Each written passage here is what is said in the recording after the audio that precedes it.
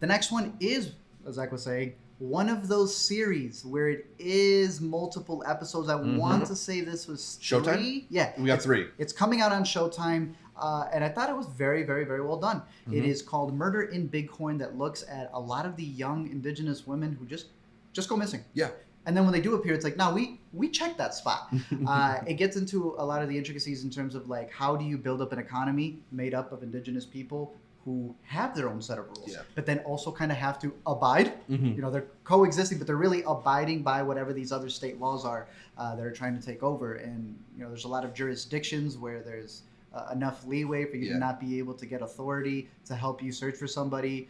And then the documentary does a great job of also looking inward and breaking down the cycles of what has happened to this point, where you know someone's to blame, but they've set it up in a way where it's letting them destroy themselves so that they have the cleanest hands. The director for this, Razel Benali, also worked a lot on Dark Winds, which is a really big show on AMC. So I would recommend this when it's on Showtime, and I think that's probably the best way to look at it, because they took their time into making it a series without having to rush it into this 90-minute story.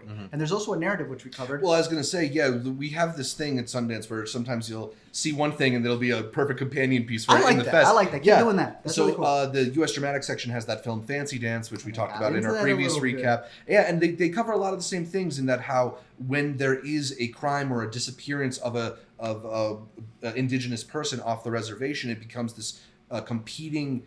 It's like an international jurisdiction, where there's the reservation police, and then there's the federal police, and then there's the local police, and they all have to kind of figure out who's actually responsible. And a lot of times they all just sort of shrug and don't claim responsibility. And that's exactly and this this obviously takes a more true crime kind of centric approach to it. It does feel, at least stylistically, like of a piece with stuff that is on Netflix, that is on Hulu, that we've talked about. But I think the substance they're covering is a lot deeper and a lot more thoughtful, and they get these really revealing interviews, particularly with people who are really involved with some of these cases.